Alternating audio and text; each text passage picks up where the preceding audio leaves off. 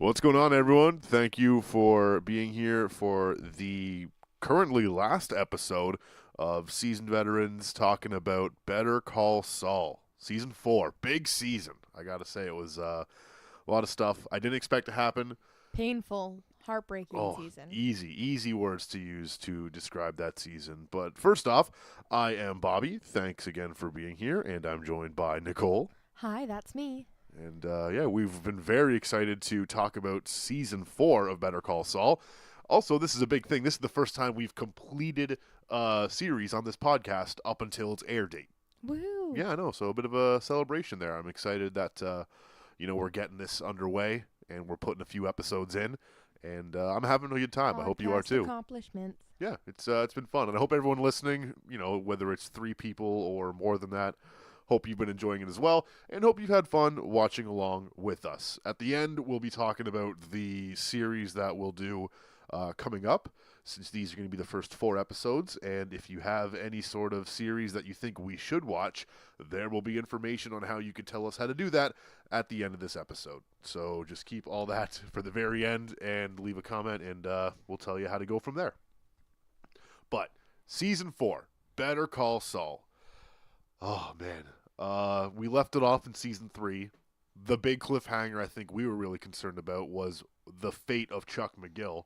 And I mean fate, considering the last we saw of him was inside his home with a slowly growing fire. And we have the heartbreaking ending to that I will never be over. Oh, yeah. Chuck died. Chuck died hard. Bruce Willis would be proud. But really, that's kind of what we expected. As I said in the earlier episode, I thought that he would be injured in some way, but they did not hold back on season 4. And it's it's the next morning. It seems like, no one finds him until the next morning, which Well, I don't really understand how that would logistically happen. Well, I don't think it's they didn't find him until the next morning. I think they spent the night fighting the fire, and then Okay, I guess afterwards so. went through and realized that Chuck was in there.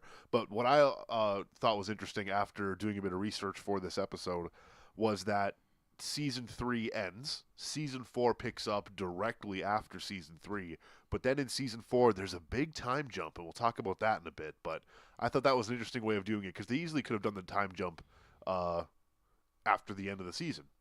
It would have been a lot more different story-wise, but they had a very easy way to incorporate a huge gap of time being covered, and instead they wrote it into the story in a very clever way. It kind of, was seamless for me. It wasn't like it took me out of the story, but And I like the way that they showed the time progression in Jimmy and Kim's relationship, and that it's the same routine, but it's not the same routine. It's all these minute differences that really add up. yeah, slowly changes over time. Um, and I also I liked how the season opens like it always has, on Gene. Jimmy McGill in the future Gene working at the Talkovic. Cinnabon, waking up from his collapse and getting taken to the hospital, and having that really tense exchange with the receptionist. And I feel like that whole exchange as well was even more tense as a viewer, just because the whole time it's like, what's going on with Chuck? Like, I care about this, but I don't, because I just need to know whether Chuck is alive or not. Yeah, we're expecting a different hospital visit maybe, and instead we're getting what's happening with Gene in almost present time. I think it's present time at that point. But I just want to say too, before we got too far into what happened with Jimmy, when I started taking notes, I specifically wrote for season 4 the Chuck arc, and quickly wrote down he died in a house fire. Brutal. Brutal. Yeah, that was literally I was expected to go fucking hard on Chuck this season, but instead he was very quickly written out of the show. I had actually seen a little bit of a spoiler when I was doing some research for our previous episode, in which the actor who plays Chuck, whose name I cannot remember. Michael McKean. Let's see with the research there. Anyways, that he had said his character was back for some flashbacks this season, but that speaks for itself. Yeah, in the pre-release for the season. Yeah, and I was like, no way. would he openly say that in interviews before the season had come out, but he did. Well, and Michael McKean, too, did a fantastic job making Chuck McGill a character you love to hate. And we talked about this earlier today before we even recorded, how he became, at least for people who've watched the series, I can't imagine listening to episode 4, season 4 of this with us, and you not having seen some sort of Better Call Saul footage. But he became one of those characters that people can't disassociate from the actor who plays him. They get mad at the actor who plays him and give him a lot of crap over it, which is, to me, the mark of a great actor. You know, that really, you drove home a character so hard that people are like, you're an asshole. It's not okay that it happens, but I really enjoy that's how well of a job he did portraying Chuck McGill. The Joffrey level hate. Yeah, Joffrey's a good one. Who else are a few people that went along that way? I can't think off the top of my head, but Joffrey, yeah, that's a grade A, top tier guy you just gotta hate. That actor. He actually retired from acting because of that role, eh? Yeah. Yeah, which I didn't know until after he was long out of the show, which was pretty devastating. But again, you play the role so well. Such a huge role, and how would you ever be able to identify as anyone but Joffrey? But who knows? Maybe as he gets older, that'll change, because he is such a phenomenal actor. But as is Michael McCain. But in present day, for Gene Talkovic, after that little hospital encounter, it gets even more stressful when he gets in the cab with the cab driver who has an Albuquerque Isotopes air freshener in his cab. Just stressful. Makes him think that he's being followed. Like, and he thinks the cops that are at the hospital are for him. Well, just it shows you that, like, not only is that how paranoid Jimmy is at that stage as Gene Talkovic, but it's also the level of paranoid you need to be when so much of your existence is fabricated. Well, and how much, how little stands between him and everything falling apart. Yeah, he's holding it all together by a thread. Like, if that admin person who was putting in his information, if she didn't realize her mistake, there could have been a serious look at his information, and that would have clearly revealed that it was phony. You know, that there would have been something come up. Yeah, and that's the existence. You don't know how reliable those fake IDs are until you're in a situation like that. But to start the season, before we get too far ahead of ourselves, after Jimmy and Kim learn of Chuck's death, Jimmy is very clearly depressed and blames himself. That the whole falling out between them and everything that's gone on since then, he feels led Chuck to his suicide and takes that very personally, which I was not surprised by, but I didn't think that was going to be the level of caring, because he made it very clear in season 3, me and Chuck, we're done. We're not bros anymore. And then in season 4, at the early parts, he's very clearly mourning for him. Absolutely. I think as much as Jimmy wanted to say, oh, I'm done with Chuck, no, he just wanted to be the one with the upper hand and, change the locks on Chuck, push Chuck out of his life and kind of hurt him the way Jimmy had been hurt. I don't think he ever expected it to go this way, that Chuck could be this sick and harm himself. And I honestly was in the very similar position where, in previous episodes, I have not given Chuck any slack about his illness. Like, to me, it's very silly compared to what other illnesses people experience. Not to, weigh one against the other. I'm talking in the context of the show. To me, that was always like, come on, Chuck, get it together. But this is like the exclamation point on this man was sick. Absolutely. It wasn't in his head. At the same time, it was in his head. It's very clear that there was something wrong with Chuck McGill that got lost in the legal battles between two brothers. As much as it was in his head, and, he at a certain extent realizes that it does have some very serious consequences. Oh, yeah. Well, and after, like, in the wake of all that, Howard ends up being the one that takes over the funeral arrangements because Jimmy can't do it. And he reveals that he blames himself. Howard blames himself for Chuck's death because of the insurance rate increase. And that's where things really start to get crazy for the beginning of the season. That's where it gets mucky. Because Jimmy seems to be happy about that. Well, I think it gives Jimmy an out. Because I think Jimmy does feel a certain amount of guilt.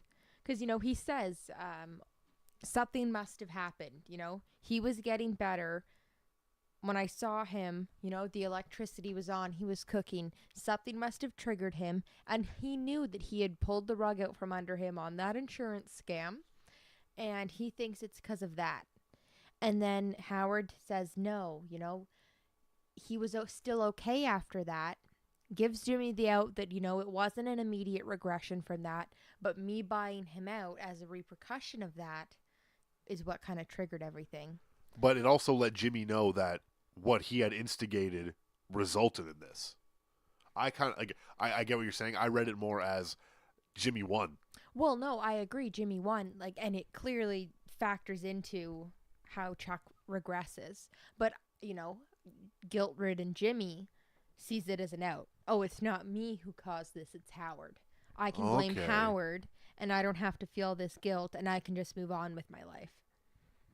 Well, when Jimmy learns of Howard saying that, yeah, you're right. He lets him feel that way and is like, you know what? That's your cross to bear. He's quite callous about it. Oh, man, that's devastating. When a man, not only was Howard, feeling that, he was almost, asking for some sort of forgiveness from Chuck's relative, And instead just gets, fucking anime smacked down with words. Yeah, holy. I know, I can see it on your face. You're just like, oh, it was a right cross of emotion. And then just after that, Jimmy starts looking at the problem at hand, that his license is suspended. He's not even really in mourning that much. Yeah. He just gets right back into what he's got to do. He gets a job interview where he does get the job, but decides against the job. But the only reason he does get the job is after he realizes how dumb this place is, and he can probably steal one of those Hummel, I think they're called, Hummel figurines. That's his goal after he does that big song and dance with the paint company, or the printer company, sorry. Yeah. And instead, selling them back in the 70s. Yeah, he's like, so what? You're just going to give me that job? You don't even know who I am. I just convinced you during an interview. You didn't do a background check on me or anything. But it's because he's already realized, I'm going to rob these guys for that statue, knowing that one of his previous elder law clients explained how expensive that statue was to him. And that kicks off a whole other series of events. But that to me is Jimmy's not even just after already having so much pay for, he has to be dealing with this stuff, and he's seeing a lot of results of the decisions he's made, not good decisions. Instead of just trying to get a job, dealing with the fact that he doesn't have a license for a year, he's already I could steal from these people to get ahead. It's like, dude, you're in this position. He's falling back into the slipping Jimmy. Yeah, you're in this position because of that mindset. Well, I think part of that might be a way of grieving. The Chuck helped him get on the straight and narrow, and without Chuck, he can't be that guy anymore. He can't be off. Jimmy McGill. Kind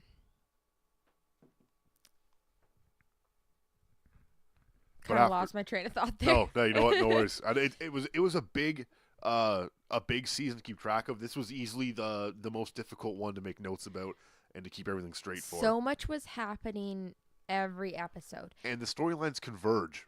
They converge, but they are also a little more separate than they have been in the past. We don't see much interaction between Jimmy and Mike.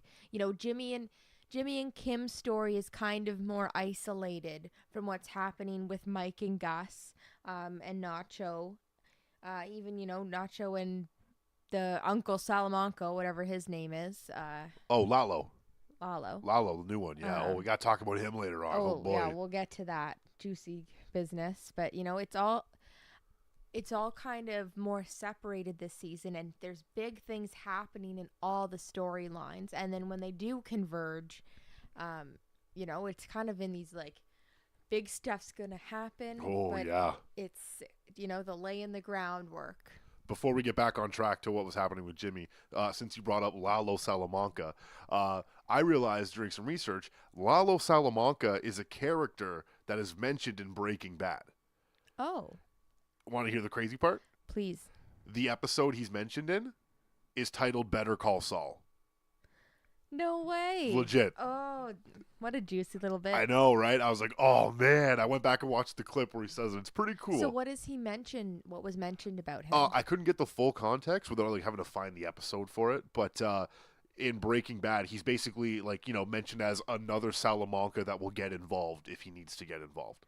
So he's kind of like a bigger gun that comes in when shit's going bad. Yeah, and we see that too with how meticulous he is, and that clearly causes some shit for Nacho. But Yeah. I thought I'd drop that little info nugget on you. You might enjoy that. But anyways, as the whole aftermath of Chuck rolls out, Jimmy gets a letter from Chuck, which when he's reading it, he does not care for. And a big part of that letter is the fact that it is undated. We don't know when it was written. And we don't find out when it was written. It could be from before the fights happened. It could be written a few days before Chuck killed himself. We don't know. And Jimmy takes it as, yeah, you know what? You used to have flowery words. Screw you. Yeah, I feel like it's hard to tell whether Jimmy is just being cold and callous and fuck you, Chuck, or if it's, him dealing with his grief in his own way. Because he does seem very overwhelmed. And even when Howard tells him, Howard's emotionally broken and crying, and we see that keep reoccurring throughout the season where he's like very affected by this in a kind of underlying way and typically emotional way where it's like, yeah, you're stressed, you're crying, you're upset. But Jimmy seems to be more kind of cold and distant. And when Howard drops that news, he kind of like has this moment where he just pauses and goes internal and is so blank, and then just like as callous as can be. Well, that's your fucking cross to bear. Yeah. Yeah, you can see it leave his shoulders. But I do think maybe in the next season especially, we're going to see Jimmy a little more affected by this. I don't think he can forever keep being whatever, this doesn't bother me. Yeah. It's life now. It's a huge loss. But I think if he does, that will be the end for him and Kim. Yeah, well, that's, I'd say, very evident at the end of the season, too, with their last exchange, and I'm very excited to talk about. But one of the other big parts of this season, the cell phones. The way burner phones work into this season, I loved so much. It's really phenomenal. Because there was a point there, like the Wild West of cell phones, where like you can still buy a burner phone, but if you pay cash with that, there's still a good chance that the shop you bought it in has you on camera. Yeah, it's not the same level of secrecy as it was back in the day. And anonymity, I think that's the right word. Boom. Privacy. Easier word. I like that. Let's sell the privacy. But yeah, he ends up getting that job. And I want to say this too, because it didn't end up coming to fruition in the 4th season, but I said it to you. I'm pretty sure that cell phone store becomes Better Call Saul, The Office. Yeah, you did say that. I think that's what happens with it. It didn't happen here, but I can see that happening because it's they go to a great extent for the cell phone company to make it clear it's a slow branch. They don't have a lot of business there. So I can see Jimmy talking his way into getting that to be his law office for a very low rent price from either the landlord or from the company that owns it, the cell phone company. Very true. But he gets to really flex his sales muscles there and fast-talking muscles with how he's selling these phones. And after finally making a sale to, I'd say out of all the sketchy people we see in this series, probably the least sketchy man, buys a cell phone because, Big Brother's listening. That's what gives him the idea that starts making him money and really, puts the foot on the accelerator for Saul Goodman. And it's another use of that Saul Goodman name. Yeah, that's the next level. Being associated with shady businesses as opposed to being an advertising guy. Saul Goodman sold you a phone that the police can't track. That's an easier name to say too, which they've been dropping as the series goes on. I know that's like an obvious thing, but I like that how it's worked into Saul Goodman. Saul Goodman. You don't got to worry about the cops. Saul Goodman. Here's a phone that's going to cover you. And then when he becomes that lawyer, I got your back. Saul Goodman. I'm really enjoying the evolution of that as the series goes on. And we get to see another of that classic Saul Goodman interaction where he's fast talking a police officer and kind of outwitting him. As much as Huel walks in and fucks that all up real quick. Oh man, does he ever? Just trying to be a good guy though. He's really trying to defend Jimmy, but he doesn't listen to Jimmy. And he does as soon as Jimmy, he can hear Jimmy saying he's a cop. He's like, gosh, fuck, like I messed up there. But there's a reason why Huel is required by Jimmy, because after he sells his first rounds of phones, he gets mugged by those stupid 3 fucking kids. And beat up quite badly. Yeah, like Kim's worried about him Yes. when that happens, which is like something that I totally understand. Your spouse, what are they doing all night? They're supposed to be working, and suddenly they get beat up, like they get mugged. But it's because he takes the money he gets from Chuck's funeral or Chuck's will and buys the cell phones for that, and goes, instead of to therapy, goes full in on selling these cell phones illegally. And it gets him into a lot of shit. And I believe it is after he gets beat up that Kim's like, you really do need to go to therapy. Like, I'm worried about you. And that's a really heartbreaking situation to be in as a spouse, I think. To watch someone you love suffering and being like, I don't know how to help, but you can't go on like this. Well, and the parallel, too, where we see in a flashback where Jimmy, I wouldn't say totally, but like a majority of the reason he gets into law is because of how impressed Kim is with Chuck's reputation as a lawyer and how much she enjoys law. He realizes that's his way to get closer to her, and then I'd say on that path realizes how much he loves it as well. I agree. But that was a really interesting flashback too, between like the black and white between him, Kim, and Chuck, when Jimmy's like, oh, you served their butts on a silver platter, and he screws up the joke or something like that. And Chuck's like, oh, yes, Jimmy, we get it. Their butts, silver platter, ha ha ha. And it's like, you're even there, like, you can tell that, like, there's a level of, like, sibling jabs. That's just like, I don't want to have to hear you fucking talk right now. Like, it's so callous. It's so mean. In front of someone else.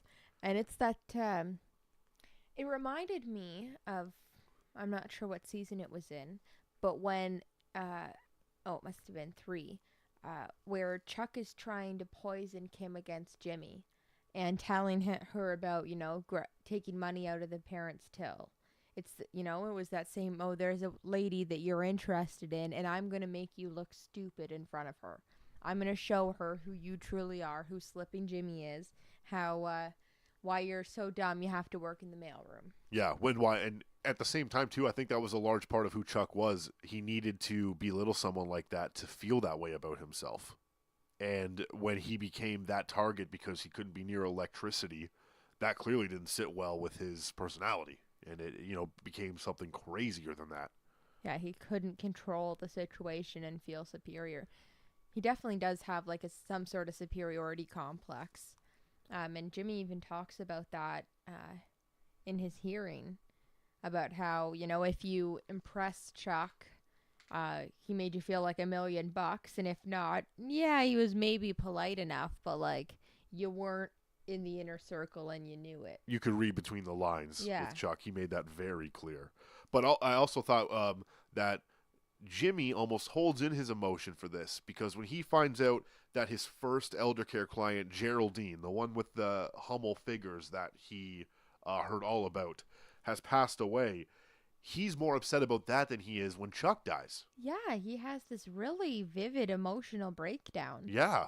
And that to me was, I didn't expect it, but as soon as it happened, I was like, oh shit, like he's clearly not dealing with this. Like this is going to be that crack in the wall that he's put up of a client passed away who was like 83, I think. Like, she was an elderly person. Yeah. Like Chuck was younger. Chuck was practicing law, and he's like, oh, that's how it goes. Fucking Chuck. Like, man, that was a tough scene too. But I know I said it a few times. Bob Odenkirk just killing it as Saul. Phenomenal.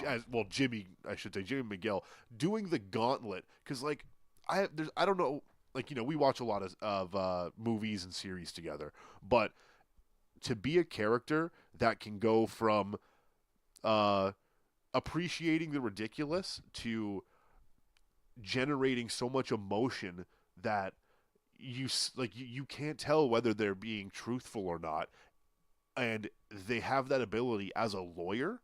Like I trying to explain that in this moment is like a ball of wires. Like it's Just so layers crazy. upon Yeah, layers of and like fantastic he does such a acting. great job of doing it. Actually, on Rotten Tomatoes, it's got a 99% this season critic score, one of the highest ratings of a series on Rotten Tomatoes. Wow. 99%, yeah.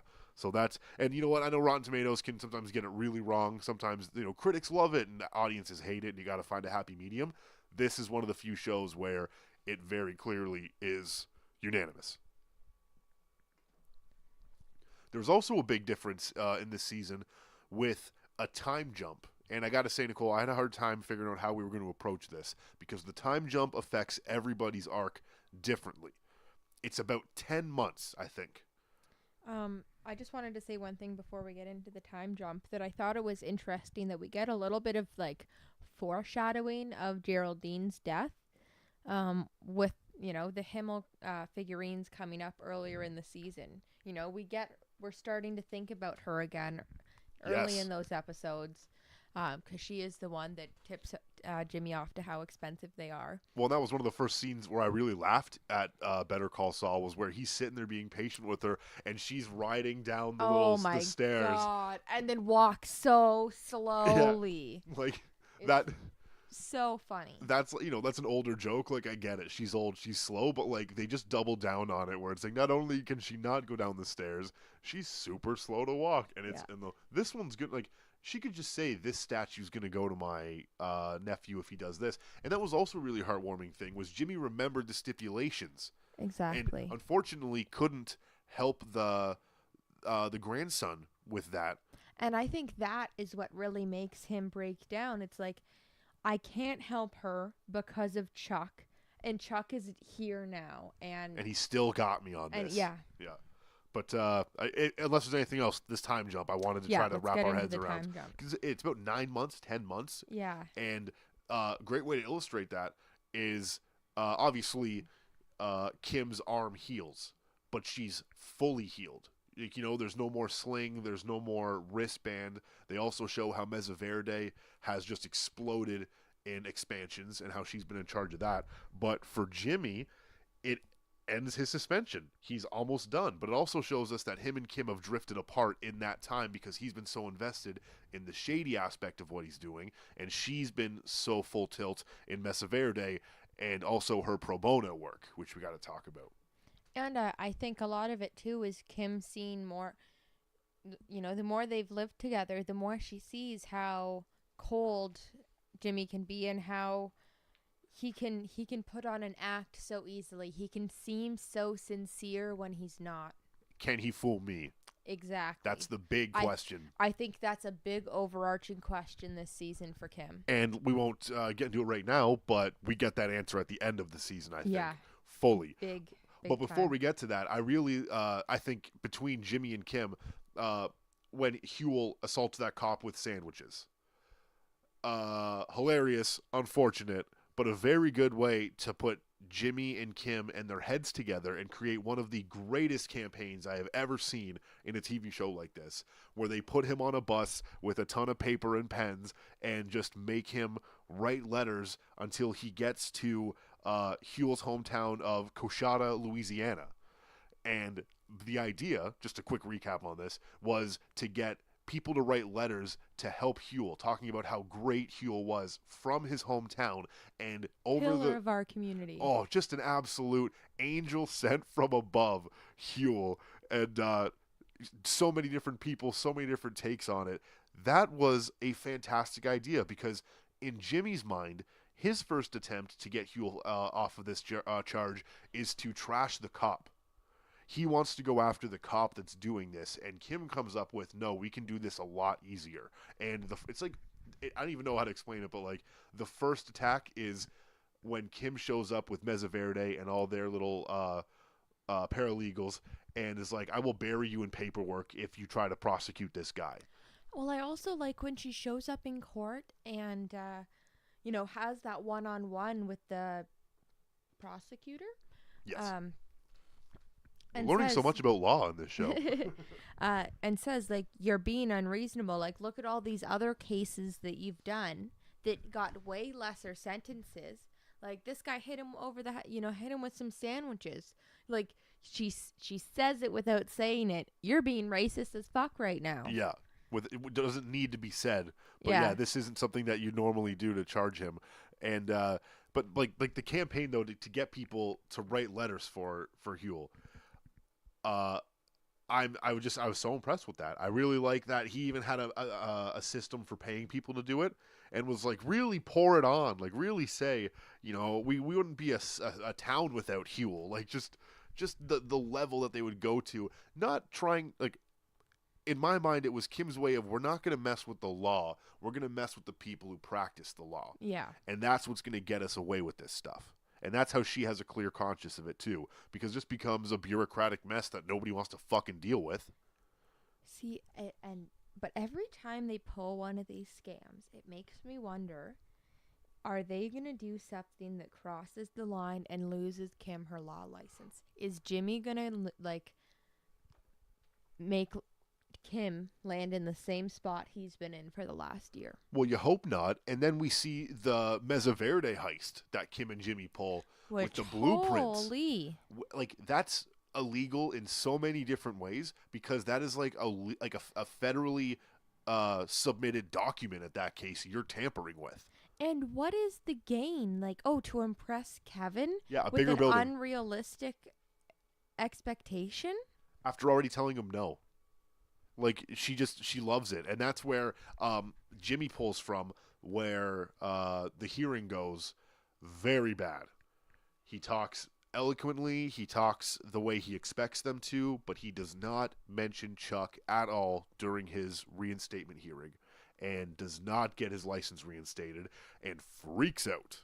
And I said right away how weird it was that he didn't mention Chuck. Yeah, and they even, like, the last few questions, where it's like, what does the law mean to you? And there was another one, too. I can't remember the full question. Do you have any specific mentors? Like, they're clearly fishing. Talk about Chuck, you idiot. Just say his name. Like, they want... Say his name. And that's the thing. They clearly want him to succeed.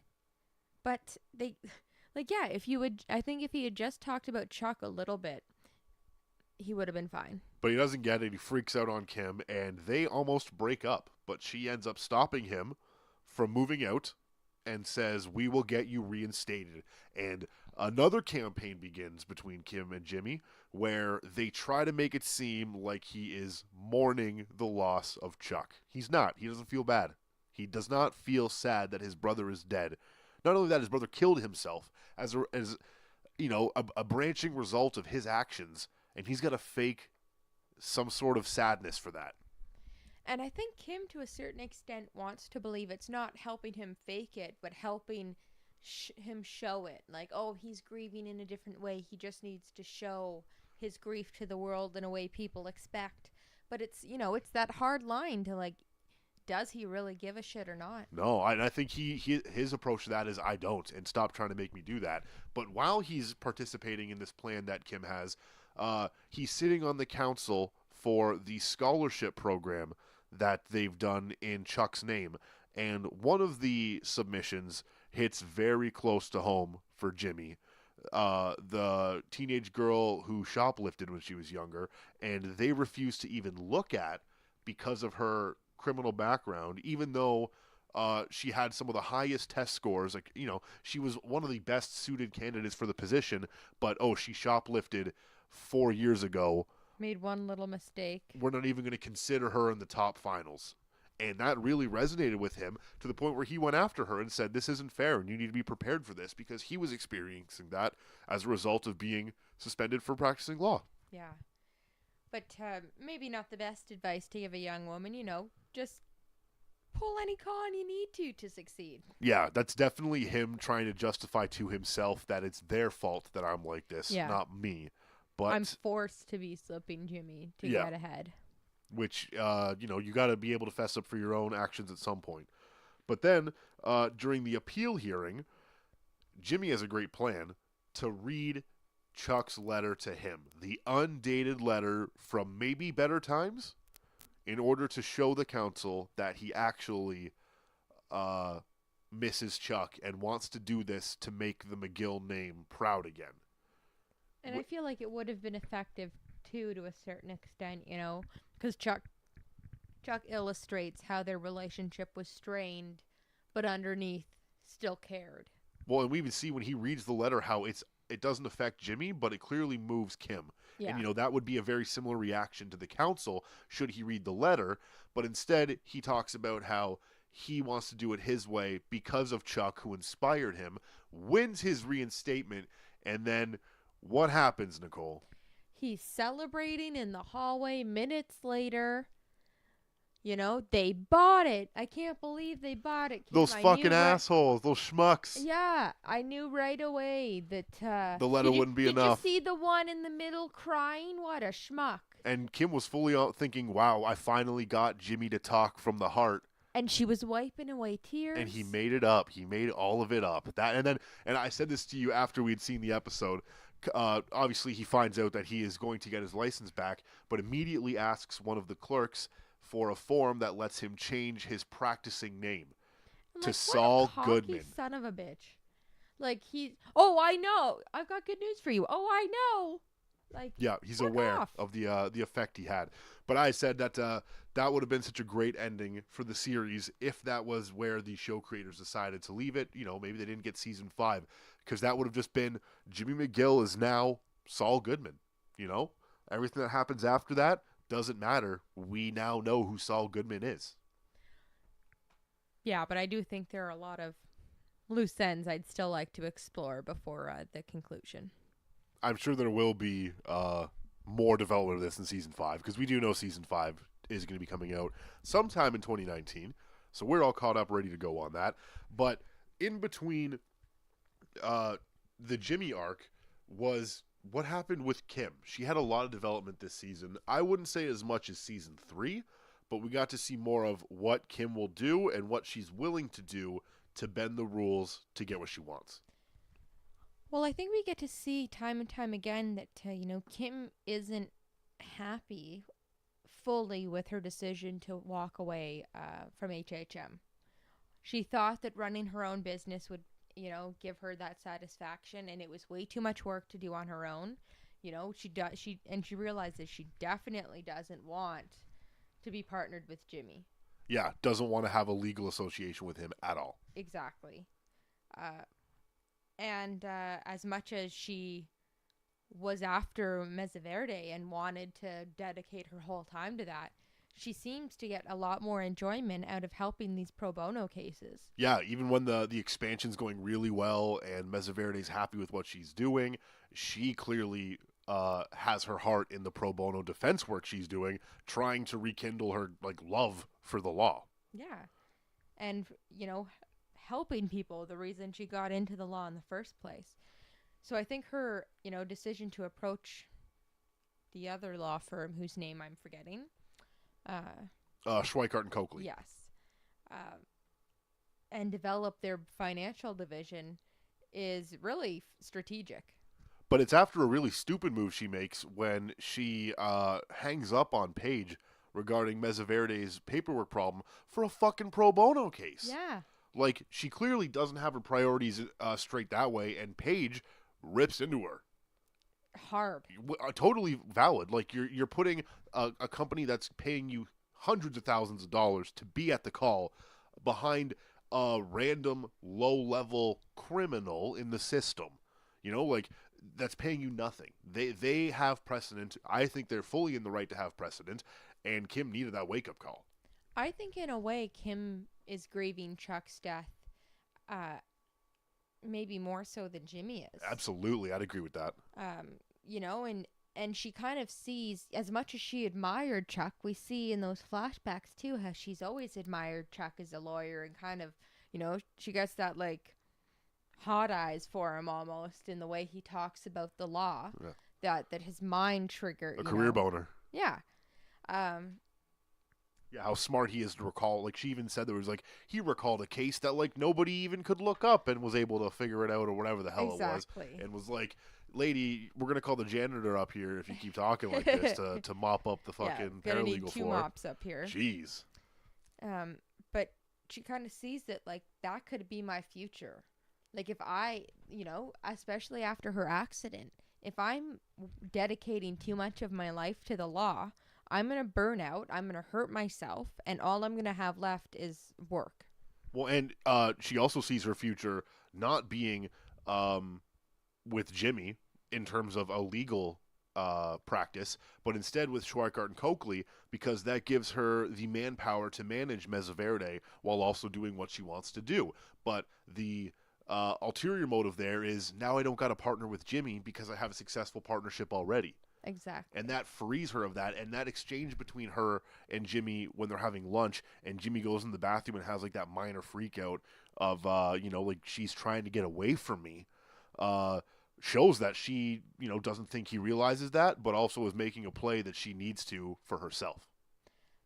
I think, and that moment too in the kitchen where, Jimmy's having that freak out and it gets really noisy, it really reminded me of one of Chuck's freakouts. Yeah. One of his attacks. Yep.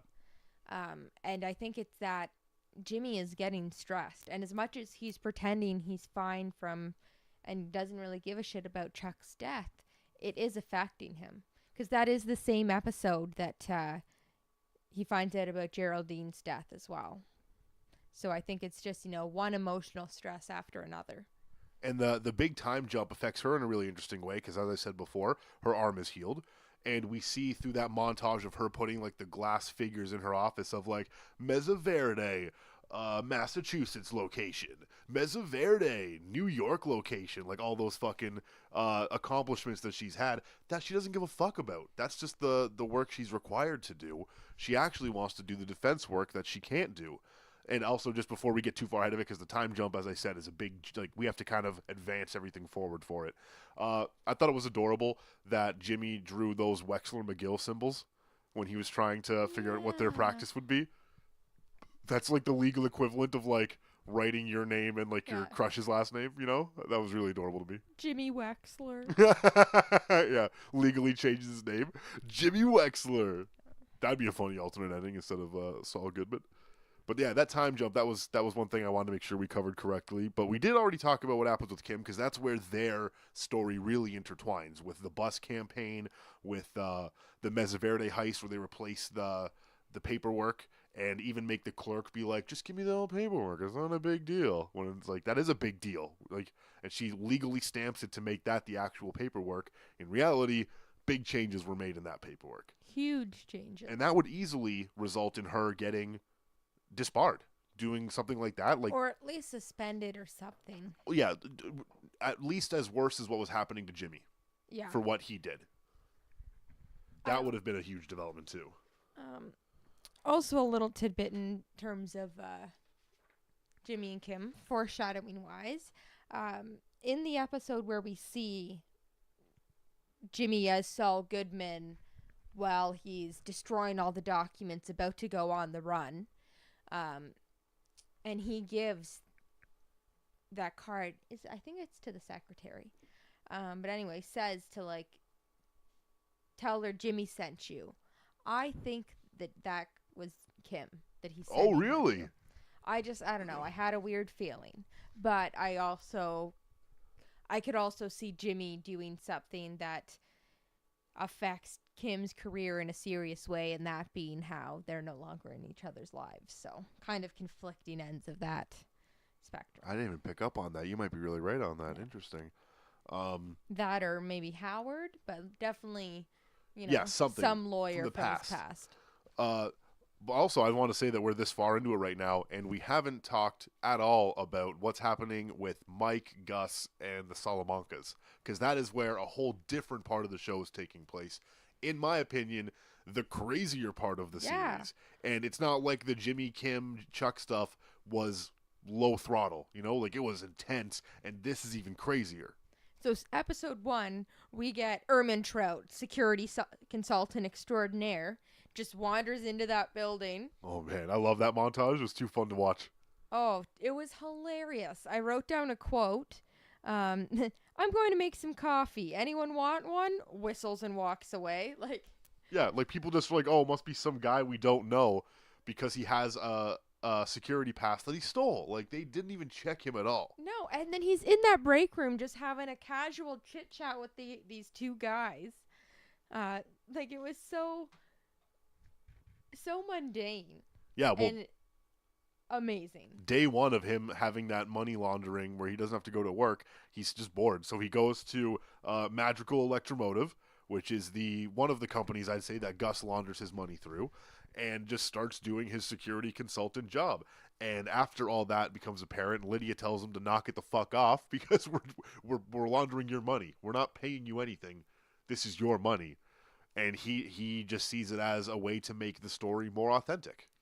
And I thought that led to a really interesting moment where we get to see the kind of first inklings of Lydia and Gus not being on the same page and her thinking she knows more and has more power than she really does and not really seeing everything. Yeah, she isn't fully aware of the scope of danger that she's involved in. Yeah.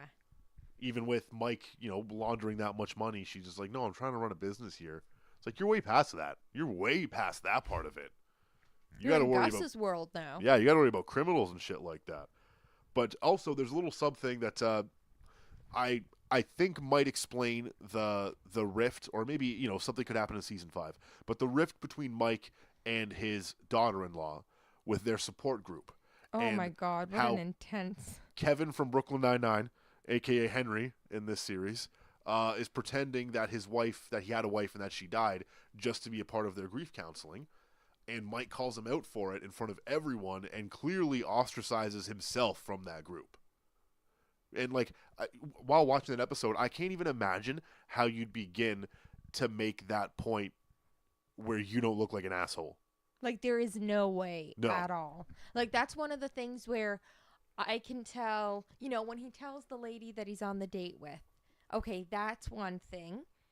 We talk about it in private. You can't say it to a room full of grieving people who are all there to help each other.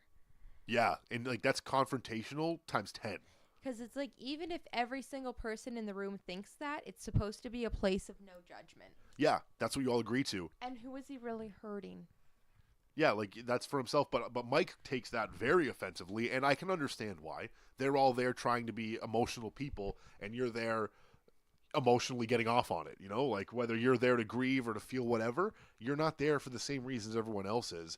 But Mike isn't in a position to call someone out on that. No.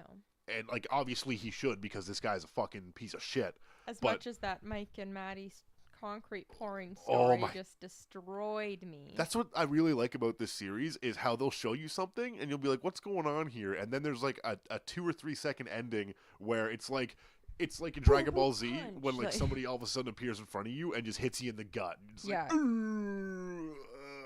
it's so devastating, and they do it so well every single time. But after a while, Mike keeps doing these quality control checks, and Gus gets involved because it's starting to cause him some problems, or so he lets on, when in reality, it's because he needs Mike to start doing a job for him. And this is the big part of Season 4. The beginning of the meth super lab. And the beginning of Gale. Oh, Gale. Oh, my God. I completely forgot Gale's in this season. Oh, man.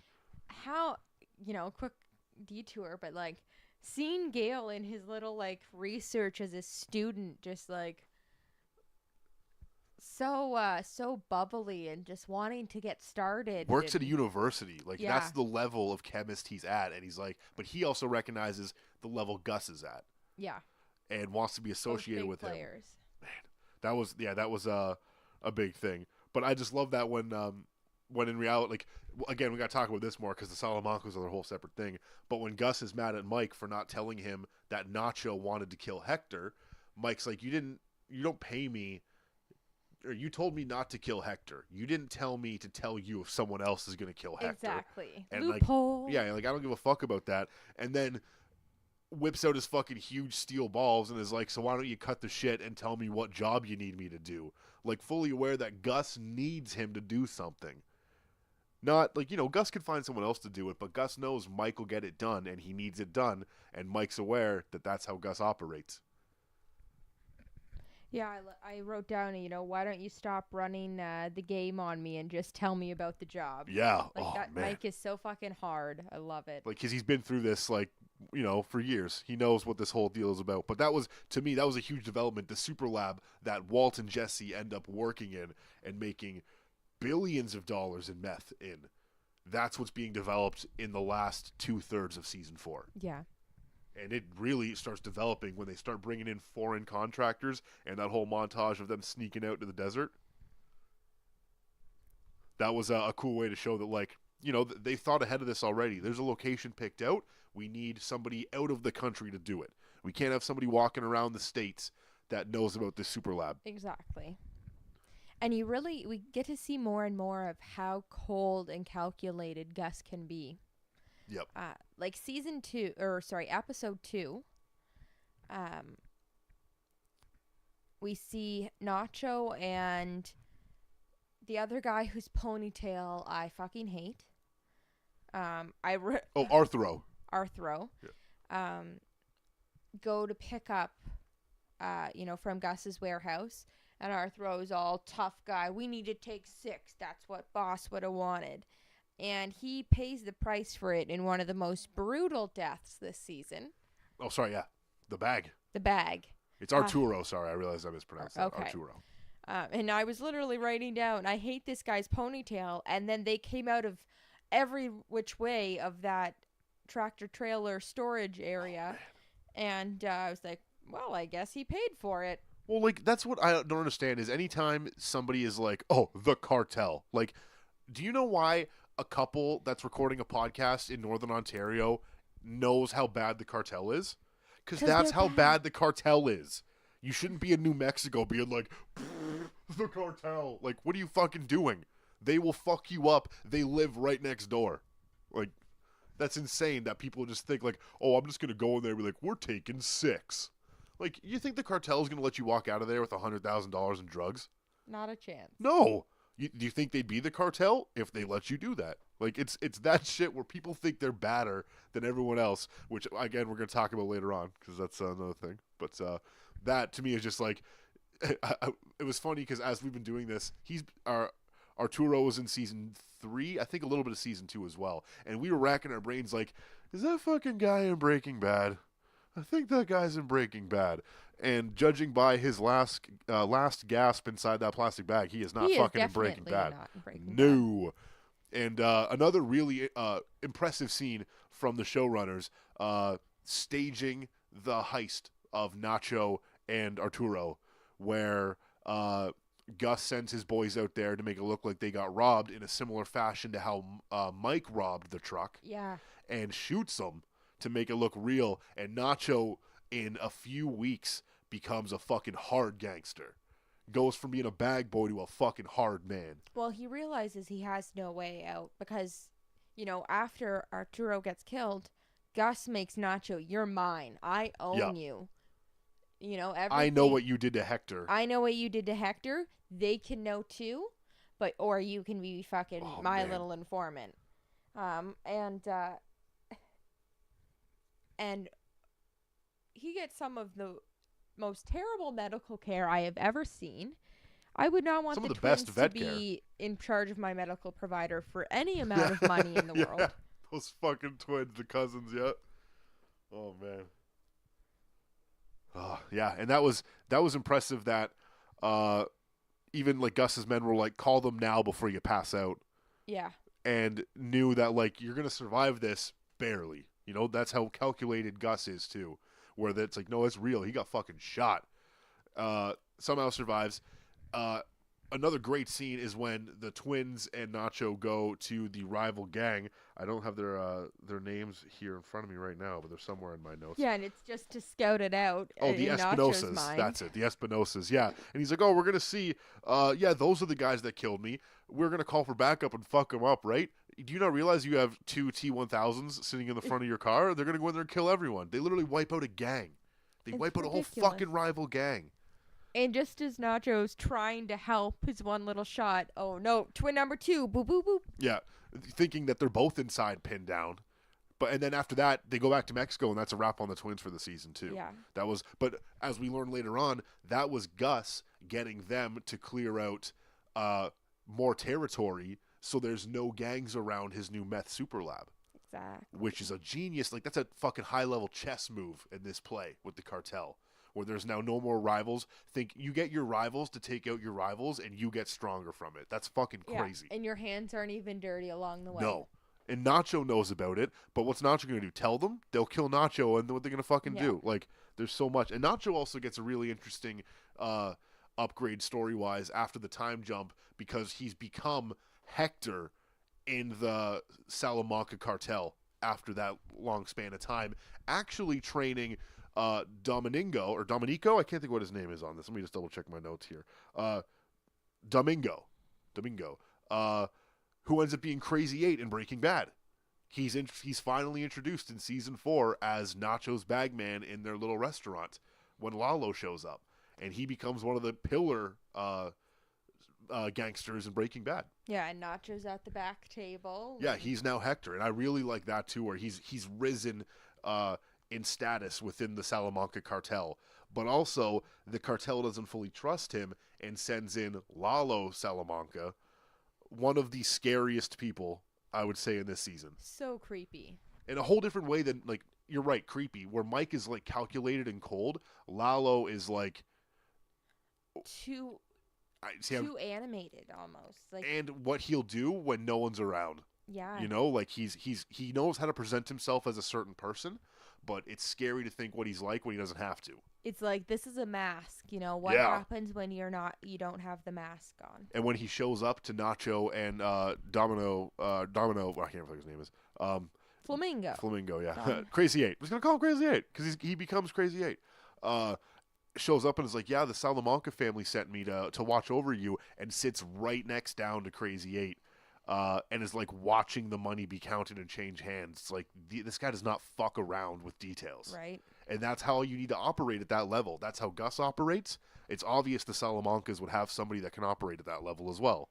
I also thought it was interesting, you know, Nacho's at Hector's table now. He's at the back.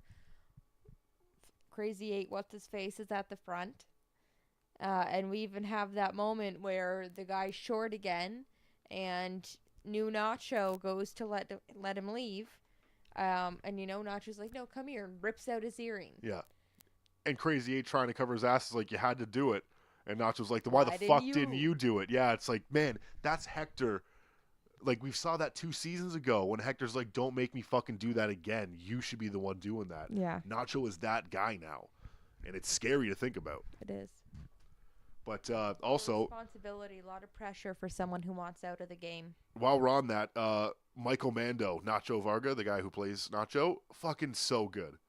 Ever since... Amazing. And, like, this might not be something that you've recognized, but he was the main villain in Far Cry 3, the video game. Oh, yes, of course. Yeah.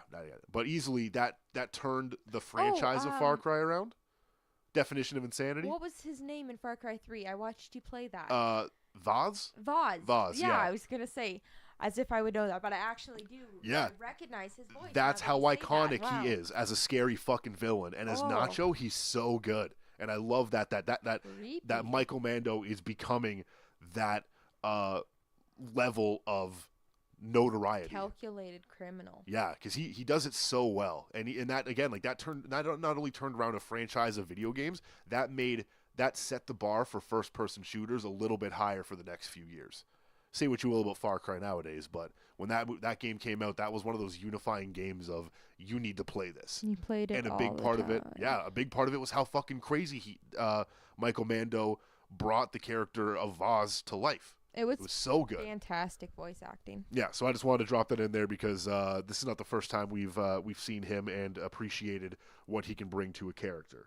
But when he becomes Hector and sees what's going on with Lalo, you can tell the pressure's on. And I didn't realize this until after I was doing my note, like looking up the last few things before we started recording this.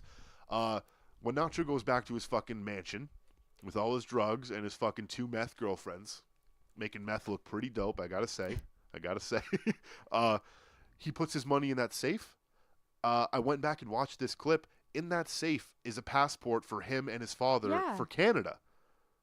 Because, Canada's out of yeah, you're going to go reach north. of the cartel. But you're going to go north. I was like, oh my God, like he's clearly thinking about this still. Like he he's still aware. wants a way out. Yeah, he doesn't think he's safe, which is, I appreciate that about Nacho. He's becoming much, he is a smart criminal, and I think his interactions with Mike are making him sharper and sharper. Yeah. And we've seen that too, that he's becoming a better criminal from learning through Jimmy and learning from Mike. Yeah. And then being able everyone to take along Hector. the way. And we got to start talking about Hector too, because we're going to get into the Meth Super Lab stuff. And my least favorite character of the season, Werner Ziegler.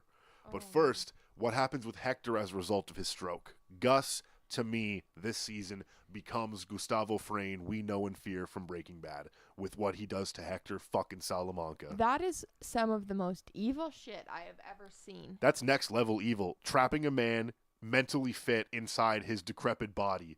Oh, that's fucked. It is. Makes him mentally well enough to realize what's going on. Exactly. Oh, and God. Knowing that he could have helped him more and that the doctor was so helpful, Best doctor. hopeful. Yeah. Helpful as well. But she seemed excited, not just for him as a patient, but the progress he's making could be applied to other people and help other people. And Gus is like, nah, fuck it. Yeah. Oh, you've done enough. Thank you so much for your work. And she knows how scary a guy he is. You can tell that she's like, if he's saying no, it's not happening. But he even went to the lengths of who could we get to help him? And the hospital's like, the best person in the country is at this hospital, and he gets her and dismisses her. That is like that. Oh my God. That's just such a scary way of looking at what Gus is willing to do. And like we've said earlier episodes too, Gus wasn't that guy at the beginning. He was in charge, but he was we didn't see him as that cold man yet. But that's like when you think of what he does in Breaking Bad, like when he slits that guy's throat in front of Walt and Jesse with the X-Acto knife and holds him while he bleeds out. That's like fucking like mid-tier garbage shit compared to trapping a man in his body after a stroke. Well, we also hear him talk about I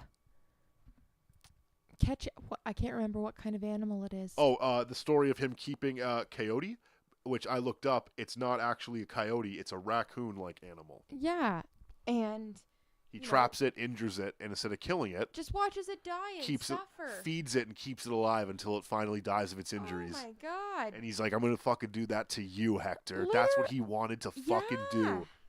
Ugh. It's horrible. Just scary. And he's been that way since he's a child, so it's not that he hasn't been that cold, calculated, horrible Gustavo Fring we see in Breaking Bad. It's just he's real good at hiding it. Yeah. And he only lets it come out when he really needs to. He plays his moves so that he knows the result will only be seen by him if that's what he wants. And that's why, which also, before we get more into it, the events of him telling Hector about his, him trapping that animal is when Hector is still unconscious. After the doctor says he can probably hear you, but he can't respond. He lets Hector know what's going to happen. And then over the course of the 10-month time jump, Hector gets better. He dismisses Dr. Bruckner is what her name is. And that's when the Salamancas send in Lalo to see what's going on. Another huge development, Hector gets his bell. He gets his chair bell. That was a huge moment that was like, oh, we're getting to the Breaking Bad. We're getting close. And that story Lalo tells of when him and Hector went to that hotel and he killed everyone inside he killed the hotel concierge person and then burned the building down, and Lalo stole that bell as a souvenir and gives it to Hector as like, you can use this to communicate now. Man.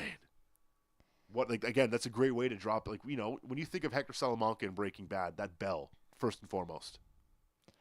And I love it too, because him killing that concierge, it's like, what, did you hate his bell so much you just killed him and now you're the guy controlling the annoying bell? And he annoys everyone in that fucking home with the bell. And everyone watching. Loved it. Yeah, that bell. And again, I don't know enough if this is the exact same thing, but that tone just immediately brings back those scenes in Breaking Bad, where you can just see those moments, especially the big moment of him trying to kill Gus finally in Breaking Bad. Yeah. That Ding, is, ding, yeah, ding. like realizing like I'm gonna fucking get you with what you did to me. Yeah. Like that's such a good fitting way, as we've seen now the setup, and we understand now why Gus goes to see Hector. It's not because of cartel respect. It's to fucking taunt him for what he's done to him. Yeah, just another fuck you. Let me twist the knife in Yeah. your back a little more. What's up? I'm gonna show up in my slick suits. I'm gonna be out of your hair in like 10 minutes. But while I'm here, go fuck yourself. You're trapped. Like Yeah. that's every fucking whenever he feels like it, he can go and mock Hector. Exactly. It Just makes you- pops in and It makes you feel different about it in Breaking Bad. it does. You know, it's a big change, and it's a really interesting way to cast a different light on what we've known as established lore for years since Breaking Bad ended. Yeah, because you are a little bit Team Hector, Team Gus over Hector in Breaking Bad because Gus is the one working with Jesse and Walt. And he's so calculated. He's so Yeah. smart. How could this guy beat him? It's because you didn't realize he could beat you.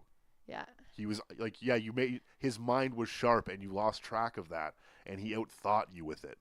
Like he knew Walt would be his key to killing Gus, and manipulated him to do it, and just did such a great fucking job. I really appreciate what's going on there already in Better Call Saul.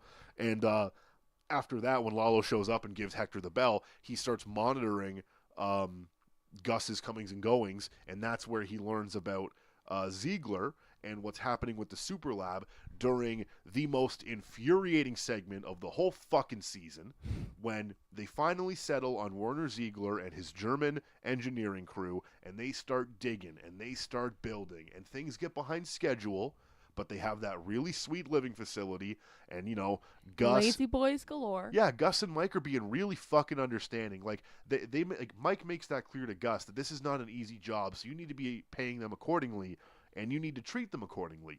And even when the job goes over, and Mike still bends the rules and organizes that club Little outing to the stripper strippers. fiesta. And they set it up where you think Kai's going to be the problem, but it ends up being fucking Ziegler himself that causes so much shit. And I think the whole time, like, Ziegler seems like he's not, they're good boys, yeah, but you're not. You're breaking. You're not as prepared for this job as you thought you were. And that really frustrated me because as it goes on, where he confides in Mike that he misses his wife and that they've been away longer than expected, Gus and Mike obviously accounted for that, where they're like, they say they can do it in 6 months. That probably means 8, 10 if it goes off track, which it does. Yeah. Like they're aware of that. It's not like it's out of their control just yet. But Ziegler is fixating on seeing his wife, and Mike makes it very clear. Keep your head down, finish the job, you'll never have to leave her again. That's what we're paying you to do. And instead, after using the phone call Mike sets up to talk to his wife, he plans his escape. And he escapes. Secret code, like. Yeah, like a really cool escape sequence. I gotta say, like that was the fun engineering level of it, where it's like uses the laser pointer, is able to sneak past different things. Like I really enjoyed that. But I was just so fucking mad at this guy. It's like, dude, you're almost done. You're almost out of the woods. And he had taken advantage of Mike. That's what really gets me, is that he and Mike seemed like they had this really true friendship going on, and Mike was kind of willing to go out on a limb to get him more than was smart to do security-wise for him and the guys, because they were good people and he liked him. And then he takes advantage of that and fucks Mike over and forces Mike to do the one thing his one rule, that he won't kill people. Yeah, he doesn't want to kill civilians. But also, we realize how dumb Ziegler is outside of mechanical engineering when he's talking to those 2 guys in the bar about his job. God, so dumb. And Mike has to tell him, and he's like, no worries, they're not going to remember this. And he's like, you don't think those 2 guys in Albuquerque, New Mexico are going to remember the German structural engineering owner who fucking talked to them about this? Like, that clearly stands out. Like, that's a cool story you tell your buddies about. And he doesn't realize that, and it just ends up fucking him, where Mike has to track him down. We see a lot of problems develop between Mike and Gus. I think that's where their business relationship turns from equals to employee-employer, is when Mike vouched for Ziegler, saying he was fine, and Ziegler fucked him in a big way. Runs off. Mike has to track him down. And then to make it even worse, Ziegler, like I wish we had like a fucking hated character segment in this podcast, because he'd be mine. I fucking so hate him so much. When he's on the phone with Lalo, just talking about the job he's doing, being like, oh, So stupid. Gus, I left all those plans for the He demolition. has no like, idea how to be secret. no, you're on the fucking phone. It's like you're just assuming because this guy said Gus and Mike, you're assuming he knows what the fuck you're talking about. Also, if you ever know that you're about to die and in our last phone call you yell at me, I will never forgive you I will hate you forever. No, you're right. Yeah. Don't come here. Just shut up and leave. Yeah, like, dude, those are your last words to your wife, Yeah. man. What, like, I understand it's from a point of desperation that, like, if you don't listen to me, you will die. It's like an But Airbud when he's like, come on. I don't want you, you stupid dog. Right? Devastating. Yeah. Heartbroken. Yeah, and then he's got to walk out into the desert, and Mike has to kill him. Oh, I'll just look at the stars. And yeah, that was a tough end for Werner Ziegler. But one of the only deaths in this series I didn't feel fucking bad about because he entirely did it to himself. What I felt bad for was Mike. Yeah. Because Mike thought he had a true friend, someone he could relate to and kind of be open with in this lifestyle and world, and instead has to shoot him in the back of the head, which, great for your morale. Yeah, way to help your grieving process. Yeah, By exactly. killing another innocent person. Yeah. Because he wanted to see his wife. Mm-hmm. But, like, that's not how this world operates. And something that Mike really felt for and related to. Yeah, definitely missed him. He can feel that. Also, before we do our wrap-up segments here, wanted to tell you, Nicole, the actor who plays Hector, Mark Magolis is his name. Ding ding. Yeah, ding ding. He had brain surgery after he suffered a fall, not during filming of this season. They weren't on set, but while filming was happening, he wasn't on set. Oh He my actually God. had to undergo brain surgery during this. Yeah. Could you imagine? Yeah, and then you're playing this character, like, just fucking walking the edge. That would be emotionally trying, I feel. Yeah. For me, anyways. That to me was just a big little info nugget there, because, like, wow, I can't even imagine how grating that would be and how emotional that would be. And also we realized too, like you're saying in episode 5, Quite a Ride, that takes place during the Ozymandias episode of Breaking Bad, where they're clearing out Saul's office and he's running. That's actually events that take place at the exact same time as the Ozymandias episode. Cool. Yeah, so I thought you'd enjoy knowing that. And he calls his disappearer to go get that pickup, and he's like, I need like one large hot whatever it is, like to like really hot, red hot, or the fuck Very it is. hot. Yeah, to get the hell out of there. So season 4, I gotta say, probably my favorite season of Better Call Saul. Really fantastic. Just did not let up. Missed Chuck. I will say that. Missed the character Chuck McGill. He provided something to the series, and now he's gone, and his absence is felt within the story. I think that's totally accurate, right? But for season MVP, most valuable person within the story for season 4 Breaking Bad, who did you think, Nicole?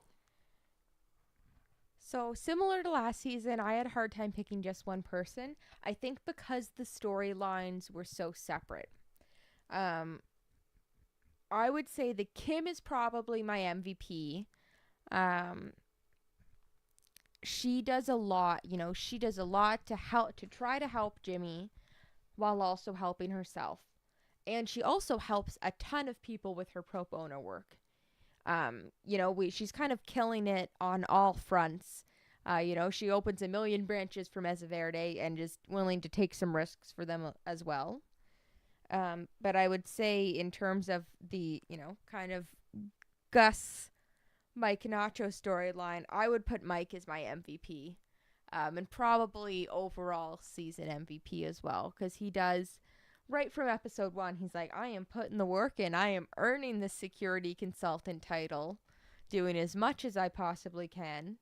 And he thinks of, like, all these little nooks and crannies in terms of preparing for the dig and for the guys coming.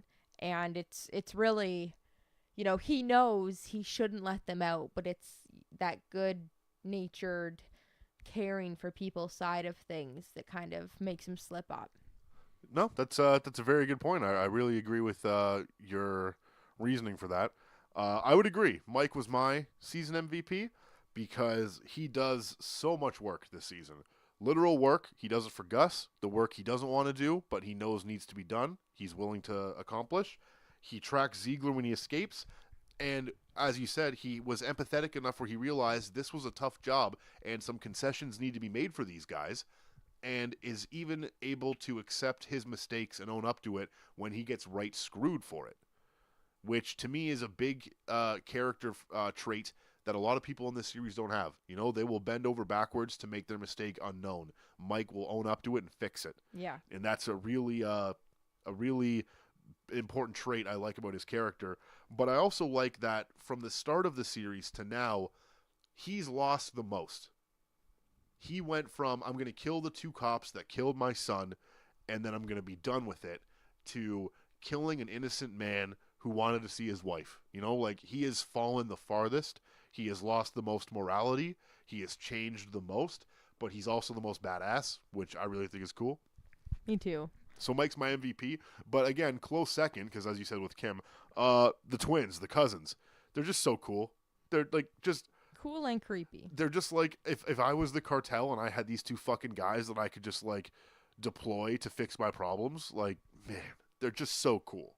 And knowing what happens to them in Breaking Bad, it's interesting to see how badass they are and how much more badass Hank is for beating them. Absolutely. I really enjoy their stories. But Mike just did so much more work. I got to give my MVP to Mike. In terms of favorite episode, do you have a favorite for this season? I do. So my favorite episode this season is entitled Pinata. And that's when we see Geraldine die, and Kim tell Jimmy that she doesn't want to have Wexler McGill. I think that it was a really powerful episode, getting to see that emotional moment with Jimmy, both in terms of, you know, it's where we get to see Jimmy emotional this season, over Geraldine, over potentially losing Kim. Because I think he realizes, as well as we do, that maybe this is the beginning of the end for them. As much as they've been drifting apart, it's maybe not just a rough patch. They may not get over this, and there's not a guaranteed future that he has Kim in his life. I think there was a lot of big moments there, and it's also where we see, you know, Jimmy become Saul Goodman again, buy the cell phones, spend his inheritance from Chuck to be slipping Jimmy, which I think is the most ultimate fuck you to Chuck. Yeah, living the life that Chuck tried to prevent him from because Chuck wanted more from that, and Chuck wanted better for that. Also, just before we forget about that, I really like how we get to see the burner phones, because Saul's the one who tells Walt to get a fucking burner phone. Yeah. Like, still, that prevails in his mind forever, is like, you can't be using a cell phone to do this shit. Exactly. Pinata is also the episode where they start building the super lab. Like, they have the recreational facility built. And it's where Gus tells his story to Hector about keeping his creepy little dying pet. So I think there was a lot of big developments there, and that's what really made it stick out for me. I kind of thought that episode 6 would be your episode, your favorite episode for the season. Why is that? Well, I just watching it, I kind of thought that during some research. But I also I got one more information nugget for you. The info nugs coming hard this episode. Episode 6, Pinata, your favorite, was directed by a man named Andrew Stanton. Recognize that name at all? No. No, not at all? You should, because he's the director of Finding Nemo and WALL-E. Really? Yeah, he was asked to direct an episode in season 4, and he loved the series, and he jumped at it, and Pinata ended up being the episode he directed. That's so neat. And since you're a big fan of those movies, I thought you'd appreciate that last info nugget during this episode. So for me, favorite episode was the finale, episode 10, Winner. That was my second contender. Yeah, runner up. There were so many reasons for it. I like that we get to see the characters we know in Breaking Bad fully there. That's the episode we see it. We fully see Gus. We fully see Hector. We even get a bit of Crazy 8 in there, you know, which to me is like, Crazy 8 is like the beginning of Breaking Bad. Now that he's introduced in the story, that's how far away we are from Breaking Bad. You know, like we have a measurable character directly to Walter White, which I think is really cool. I also like that Mike killing Ziegler, Gus trapping Hector in his own body, and Jimmy fully becoming Saul Goodman are the Mike, Gus, and Jimmy we know.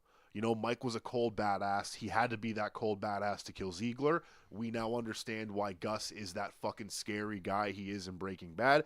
And Jimmy is now the full scum lawyer, Saul Goodman. His literal last words in the episode are Saul Goodman. Yeah. Like, you can't get any more on the nose than that.